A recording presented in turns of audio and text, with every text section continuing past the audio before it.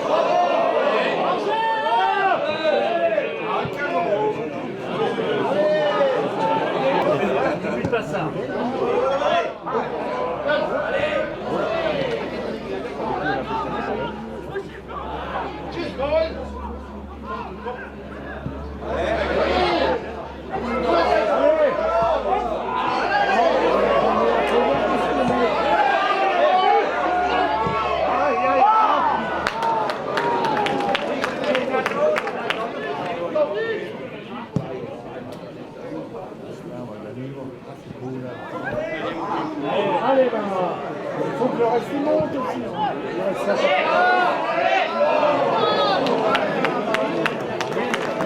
Changement pour le Sarre-Union, sortie du numéro 6, Jordan Swistek, remplacé par le numéro 15, Elvis Delgado.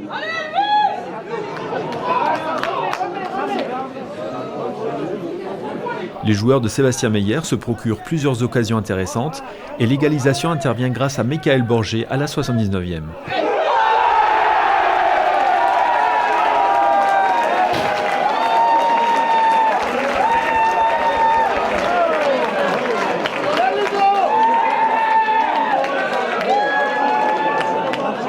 Pour le Sarre-Union par son numéro 2, Michael Borgé.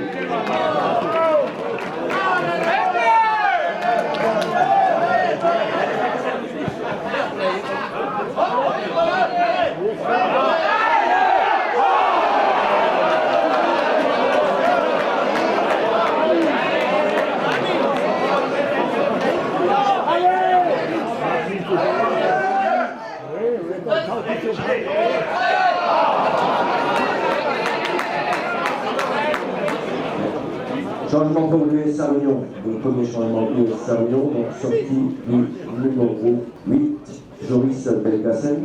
Entrée du numéro 12, Amara Keita.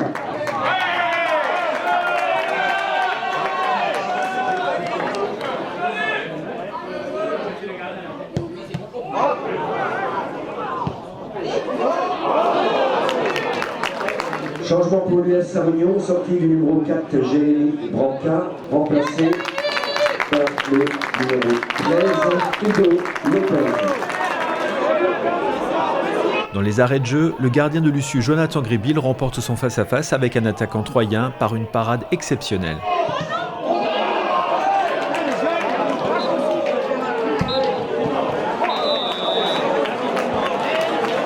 Le match s'achève sur le score d'un but partout, un moindre mal pour Lussieux au vu de la physionomie de la rencontre. On savait qu'ils allaient mettre de l'intensité. Et en première mi-temps, on s'en sort bien les 30 premières minutes. Après, on tombe un peu dans leur piège où ils viennent nous chercher. On court un peu partout et les 15 dernières minutes, ils nous ont mis bien en danger. Et sur la deuxième, c'était attaque-défense, c'était plus compliqué. Et on se fait prendre en compte sur une magnifique frappe.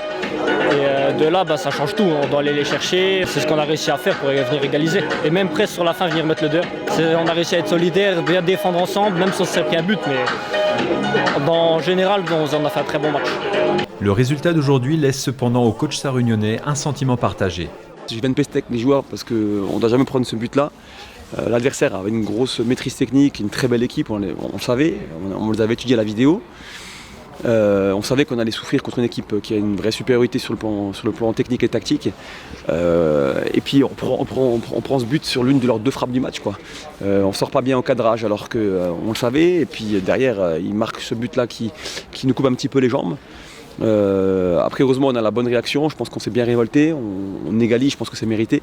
Même si ce n'est pas l'occasion la plus franche qu'on ait eue, on a le mérite. Mais c'est vrai que je suis un peu partagé entre le sentiment est-ce qu'on a gagné un point ou est-ce qu'on en perd 2. Parce que sur le contenu du match, certes, on est tombé sur un bloc très bien organisé, mais aux situations, aux occasions, je pense qu'on est quand même devant. Donc c'est un sentiment qui est un peu partagé. Il faut qu'on progresse dans ce que moi j'appelle la gestion des détails. Voilà, ce but qu'on encaisse qui fait que ça nous pénalise, on part avec un but de retard, alors que dans le contenu, je pense qu'on a fait un match cohérent. Il y a juste le dernier quart d'heure de la première mi-temps qui ne me plaisait pas. On a corrigé ce qu'il fallait à la pause.